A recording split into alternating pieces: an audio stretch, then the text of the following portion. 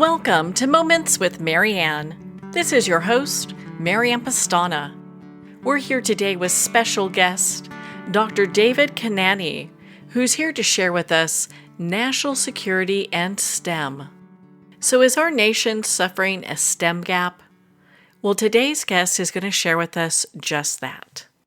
So Dr. David Kanani is a prominent figure in STEM education, currently serving as the Director of U.S. ORT Operations, President of Bramson ORT Institute of Technology, and President of Los Angeles ORT College. Born in Iran, Dr. Kanani has a rich educational background, beginning with a technical high school education at an ORT institution.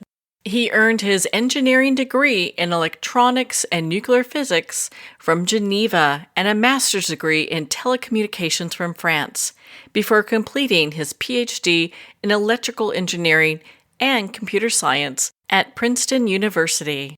So welcome to the show, Dr. David Kanani. Thank you.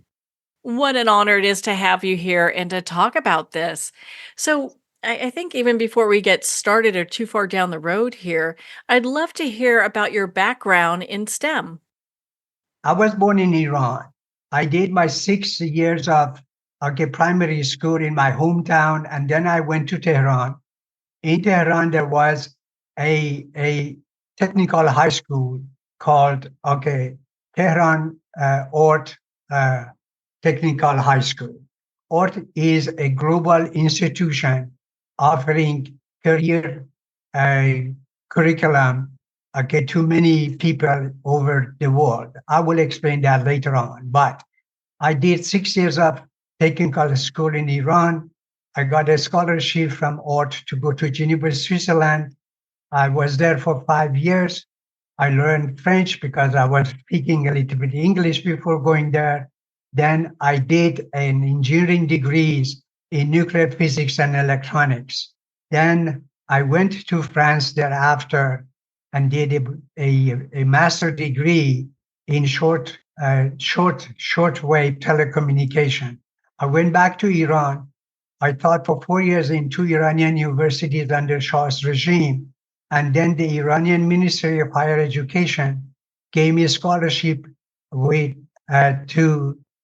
come to United States. And I went to Princeton University in 1975 and started a PhD degree in electrical engineering and computer science. When 1979 happens and the Iranian Revolution and the shortage of oil all around the world, it was the first time that people in the United States stand in line for gasoline.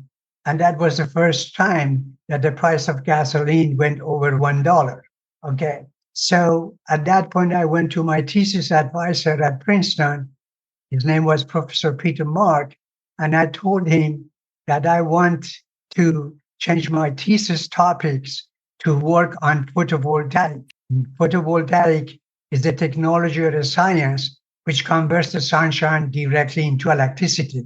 Well, he said to me that, here in my program at Princeton, we don't have photovoltaic. I said, if you don't have photovoltaic, I go find an university which will offer photovoltaic. And he said, no, I'm going to make a program for you and you can work and make your thesis on photovoltaic. So I finished my PhD at Princeton in 81.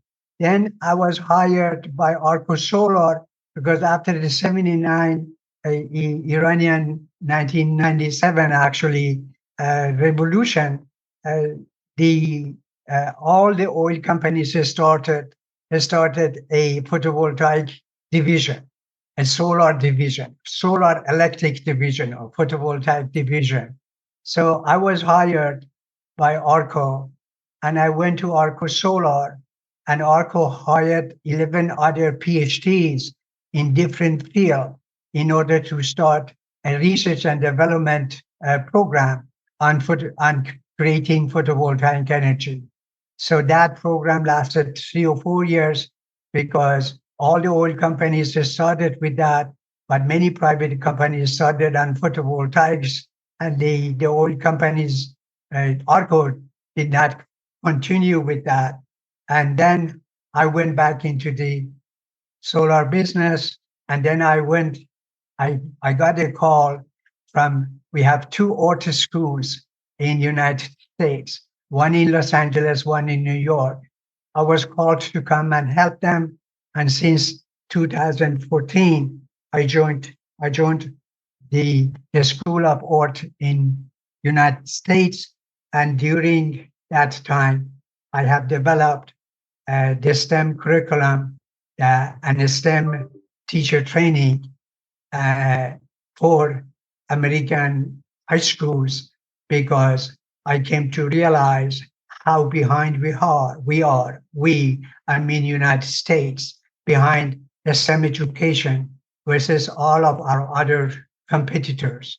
So all my background since the beginning of high school until now that we are talking has been in the technology and STEM. Truly STEM meaning science, okay, the technology, engineering, and math. And that's why I decided to create a STEM curriculum to do something for the country. And really, right now, we got that program. It took 3.5 years, 4 years for us to develop that program. Beside myself, okay, I had three other people, higher degrees, to help create this program for us. And the program has been licensed. We submitted the program to New York Academy of Science, and it was certified in May of 2022. So we are one of the 5 programs that they have approved, and we truly have created a genuine STEM program in the real sense of it. Just because of my background and the other people that I hired to work with me, and the necessity that I saw that this country has for waking up. Now, not related to my background. If it is enough for my background, I'll, I'll let you please continue with your questions, but allow me to finish it because that goes with it. So during that time, I realized that there was a report presented by Pentagon in January of 2021 to Congress. The purpose of that, it was to really, the report itself is called Industrial Capabilities, but it's a 184-page report. And in that report, the Pentagon says that the lack of STEM in our educations, high schools and colleges, is a national security for us, because the Chinese are producing 800% more, meaning 8 times more STEM educated students from their colleges. Russia does 400% more than us, and we are way behind. We are number 13 in the world as far as graduating STEM related student from our colleges. And this report is really alarming, and they call it that's a national security for our country. The Bureau of Labor Statistics has a report that says that between 2023, we will have a market which needs 1 million of STEM-related jobs, and we do not have the capability to produce those jobs the way that we are working right now. At present meaning a year ago, okay, we are lacking 150,000 STEM teachers for our high schools. So all of these are alarming problem, information for us to wake up. In the report, the Pentagon says that we have neglected our STEM education for the past several decades. And I would say for the past 50 years or 60 years. We need to change the way that we incorporate STEM into our curriculum from high school all the way to colleges.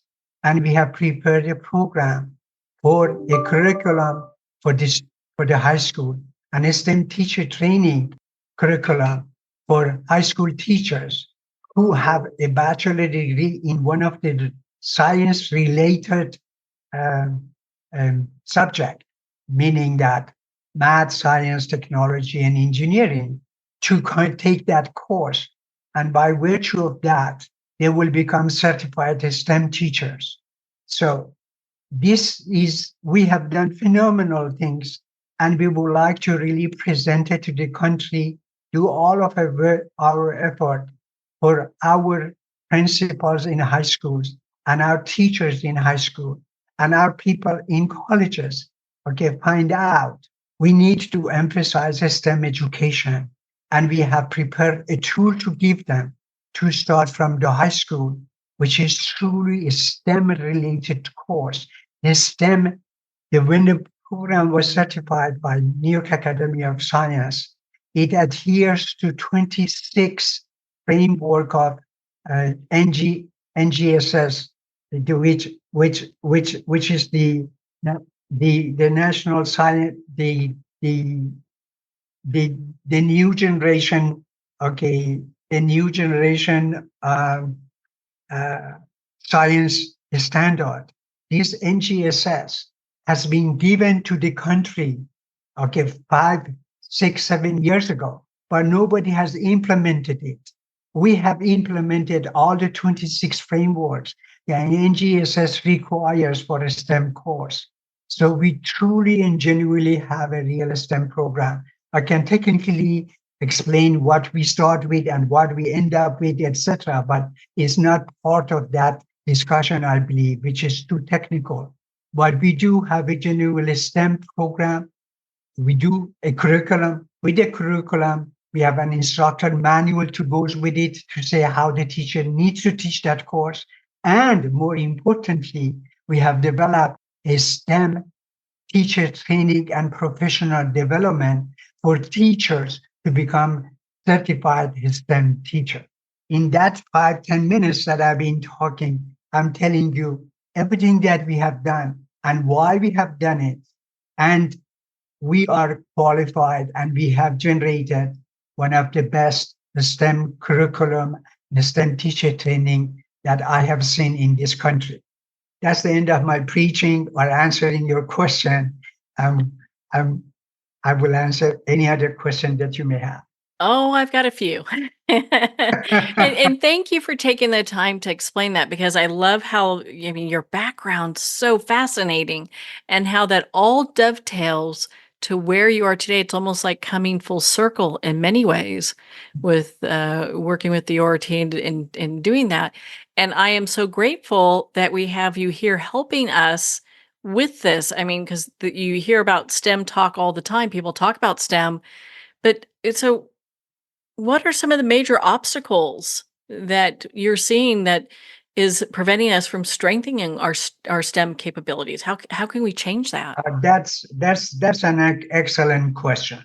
Unfortunately, many people in I'm talking now about high school education.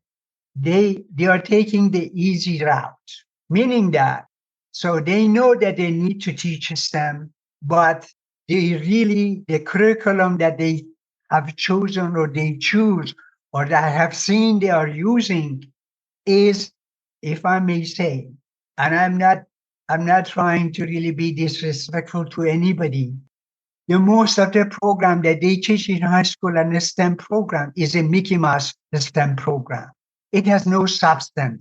They just want to say, yes, yes, we are going to go and see because the government wants us to teach STEM and we are teaching STEM. But when you look at it in the content of the curriculum that they have and the content of STEM teacher training that they have, it is not a STEM. Well, on that note, we're going to pause here for a quick break. We've been speaking with Dr. David Kanani in regards to the STEM crisis in the U.S. We'll be right back after these messages from our sponsors. Are you an author, speaker, or expert who is looking for more publicity? Visit radioguestlist.com and sign up for free interview requests from shows looking for guests. Radio Guest List is the #1 free booking resource for radio, podcasts, and TV talk shows who are looking for experts like you right now. Visit radioguestlist.com and sign up today to get the visibility you deserve. It's one thing to become attached to your perfect home, but what do you do when that home becomes attached to you?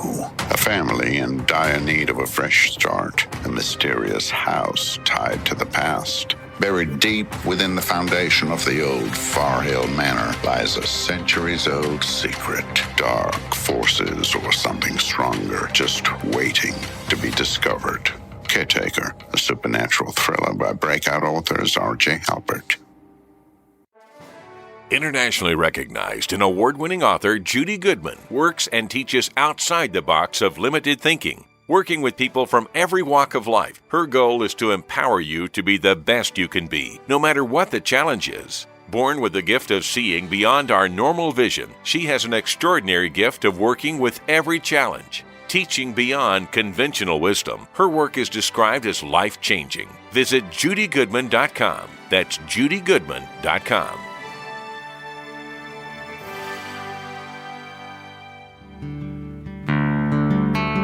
I'd like to thank Jason Eastwood at Guitarfulness for sharing his inspiring music and talent with us.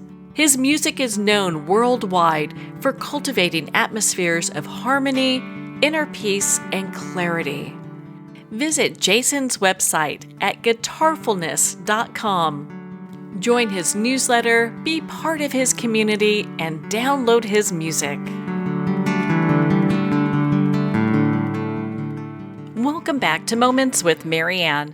We're here today with special guest, Dr. David Kanani, who's here to share with us the STEM crisis in the U.S. It would seem that we need to have higher degrees of STEM available for students and for educators. What are some of the challenges that you're facing? The one problem is that our leaders in high school need to really, I don't want to say wake up, because they have woken up. They know there is need for a STEM, but take it a little bit more difficult way, a more substantive way of teaching STEM. We have prepared everything for them. We have prepared a lesson plan for them. We have prepared anything to make it easy for them to truly teach STEM from the beginning to the end. One of the problems then is that our high school people who are deciding what type of curriculum and to really use genuine STEM curriculum and STEM program. And the teachers need to really be willing to not go and take the professional development, which is all the theoretical things that we have included in our STEM teacher training. All the proficiencies needed for the professional development is included in STEM teacher training. But we have included science material in it too. So that's why we require that those teachers who take our course need to really have a bachelor degree in one of the 4 STEM related subjects in order to be able to understand our course and in order to qualify for us to give them a certification as certified STEM teacher. So that one is the teachers, one is the schools, and then the next one is the parents. The parents have to become involved with what is happening. And I know many parents, and there are many PTAs who are actively following, let's say, supervising what they related to school and their school is doing for their children. But these parents needs to be educated also, not educated, be informed, okay, that there is real STEM. What is being taught in our high schools, it is not STEM. If they say, oh, we're doing robotic, we are doing STEM, what they do robotic, and then they want to move from the car from one side to the other. Instead of teaching them how to code it, okay, they give them the the coding to type in. We have included real computer programming, coding in our program as part of the computer science part of it. The people who do take our courses, those students, they learn how to code in HTML and JavaScript. And now we have included Python, which is a new program, okay, which is very much used in the industry. AI uses Python in order to do whatever they do. I'm not saying that my program and our subject compares to AI, but we have been aware of what is needed in the market, what a student needs to know at the high school level so that they know what to choose and which university and which field to go in order to be productive and being a member of people who are doing something for STEM in our society. I really don't know how to say it. I don't know who to talk to, but the parents needs to be involved. The high schools, principals, and teachers need to really accept, yes, you need to learn, not just to go and sit in the class or say, take a course and say, oh, I've taken professional development. Now I'm going to get credit for professional development, etc. We have made our STEM program to be qualified for continuing education credit for those states, okay, which need their teacher to take some continuing education credit so that our course is qualified and certified for that. So we have done everything and we have chewed everything and put it in a plate and put it in front of them. They just have to be honest with themselves and with the students, open their eyes, see what other people are doing in other countries, see how advanced they are ahead of us. Okay, as I said, in 2031, okay, we will have, the Pentagon has actually done that research. We need we will have 1 million job related to STEM related jobs, and we will not have enough graduate for it. Then again, not only we are going to bring our students from other countries, we are going to bring our STEM, okay, workers from the other countries to do it for us. We need to wake up. We need to do something for this country. 50 years or 60 years of neglecting real science is enough. We need to really do justice to our students in high school and therefore in our universities, if I may. Well, thank you. And I hear what you're saying. I couldn't agree with you more. I mean, the longer we wait, the more behind we get as far as the rest of the world. Yes, we are. We are. But we have all the resources. We have all the monies. Okay, we have all the peoples. We have a lot of intelligent people in these countries. Okay, we need to decide not to take the easy road or easy route, to take the real, substantial, and serious route and teach serious STEM to our high schools so that they know what they want to do in college and which field they want to do, etc., etc. It seems nowadays that there are many paths that lead children into their different career paths. Now, with the STEM teacher training initiative that you have, is there some type of training for students to prepare them for security-related STEM fields? Yes. Actually, what we have included in our course, when the student get exposed to all of the subject of STEM, technology, the students, when they take this curriculum from us, they start from the periodic table and how the elements are made. What is the difference between a metal, an insulator, and most importantly, a semiconductor? What is a semiconductor? The semiconductor is the basis of everything that we have in computer science. If William Shockley did not invent at Illinois University in 1940 something, okay, the semiconductors, we will not be where we are right now. So there is a lot of things that we say to this student. We start from the periodic table and we go all the way. We talk to them about the different type of science, with the different type of energy, but mostly we call the conversion between the different type of energy to bring them in order to say, what is a semiconductor? What does it do? And how the computer is made? What are the different hardware components in the computer? What's the difference between software and hardware? And how do they interact with each other? So that they understand this is all at the level of 10th and 11th grade in high school.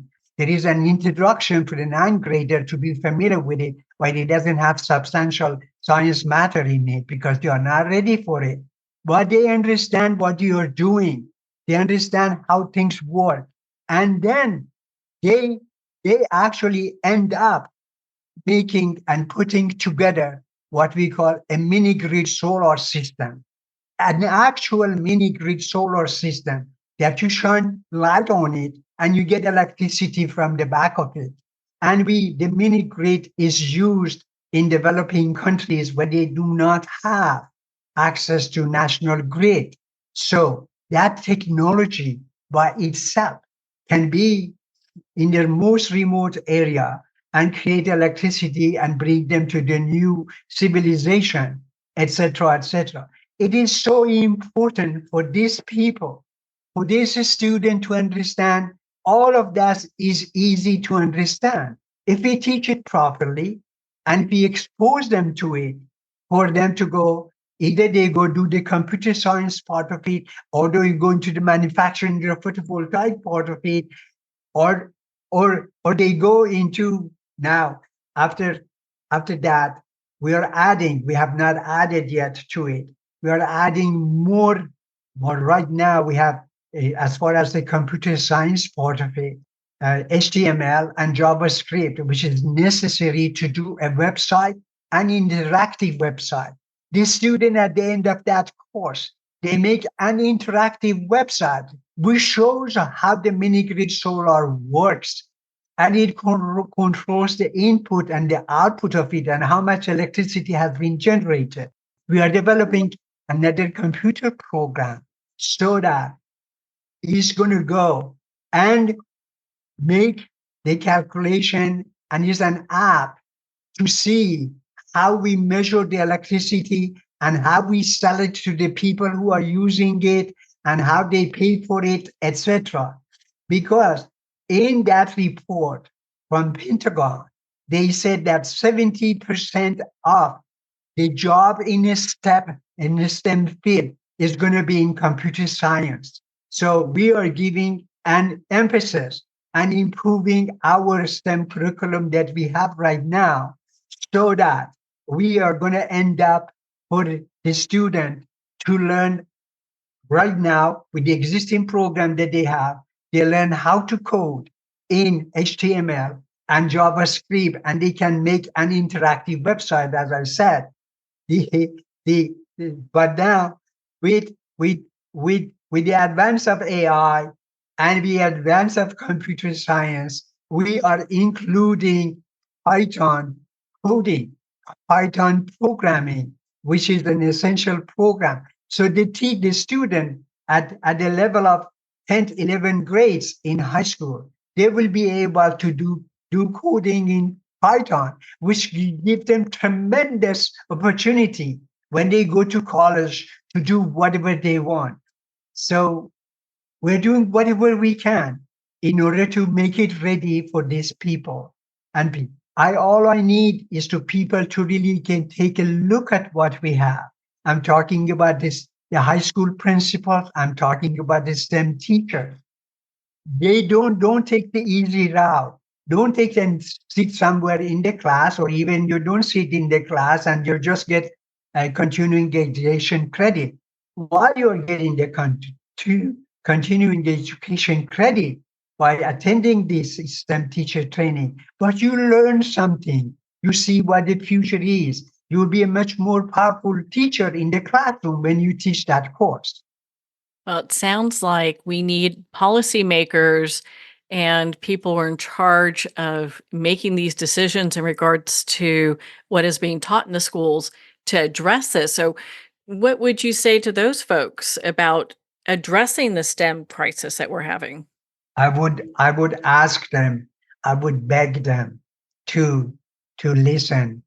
It is not, we have been teaching, our STEM curriculum and teacher training for the past 3 years to some limited number of students and teachers, okay, in New York and in Los Angeles, free of charge.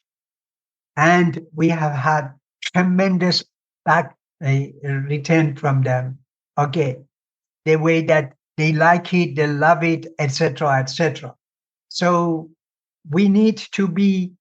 They need to give us the opportunity, the audience, for us to explain what we have developed for the sake of this country, for the sake of our students, to really, while the students are sitting in the class and spending their time, quote unquote, taking what they call, they teach math and they say we are teaching STEM. No, math is not a STEM. A STEM is a combination of all of those technology, engineering, and math together. And it needs to be project based. One of the 26 criteria was that you need to use all subjects and based of that subject made a project out of it. And we have done that. So we have done that. We have the we can show to them. We can show how it works. So it's very important for us to have access to these people.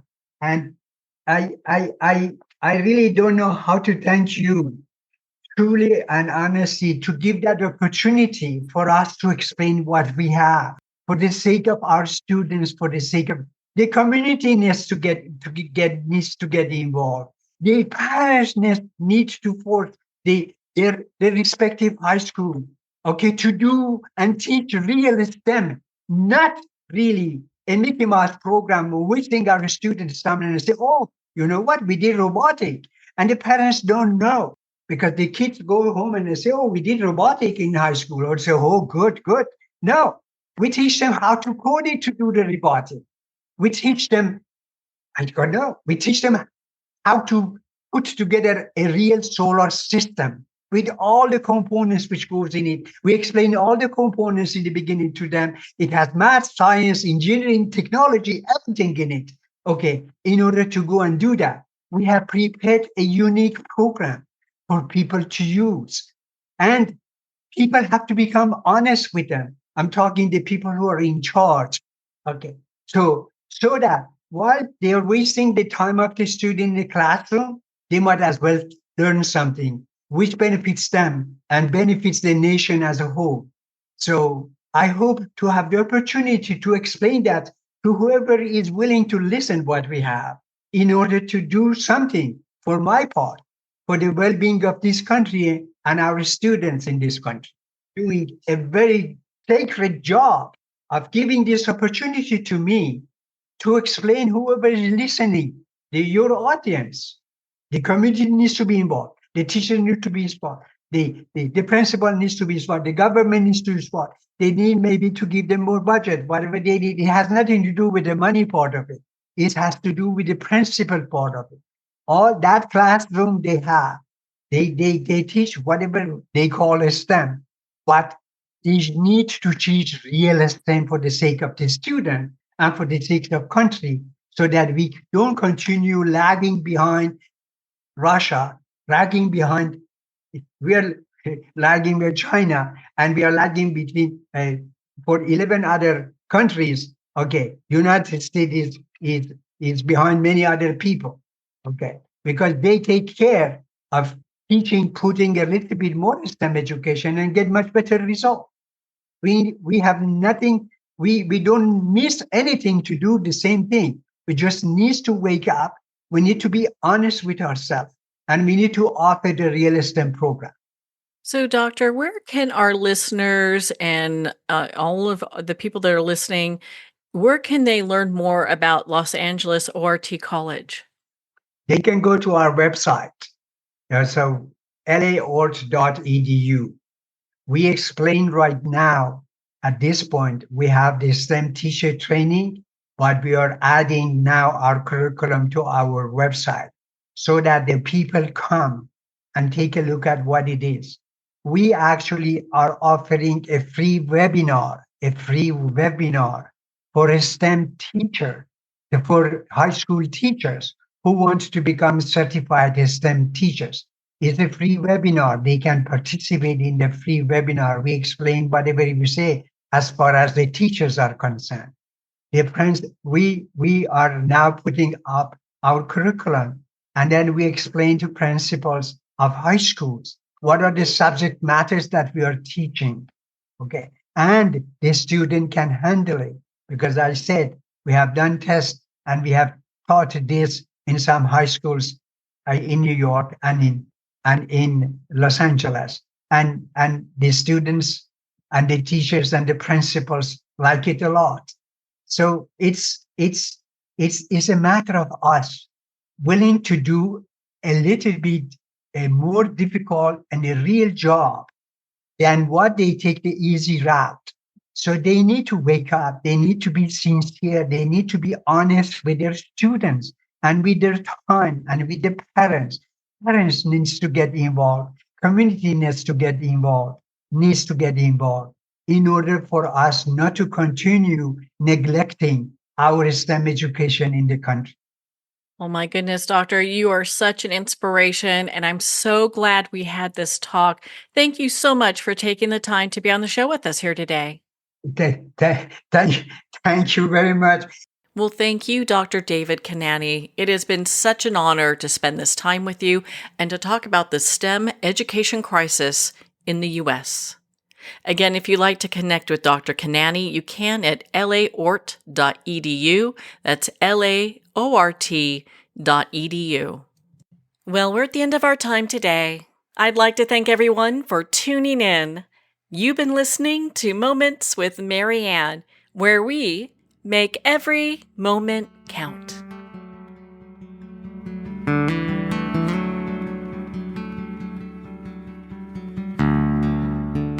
In a single moment, your life can change. Moments with Mary Ann is a transformative hour that covers an endless array of topics with the best of the best. Her guests are leaders in their fields, ranging from inspirational authors, top industry leaders, and business and spiritual entrepreneurs. Each guest is gifted and a true visionary, a recognized leader in her own work, and while teaching others to develop, refocus, and grow, Mary Ann will bring the best guest and sometimes a special surprise. Don't miss this. You never know just which moment will change your life forever. Make sure to tune in and visit momentswithmaryann.com for more information.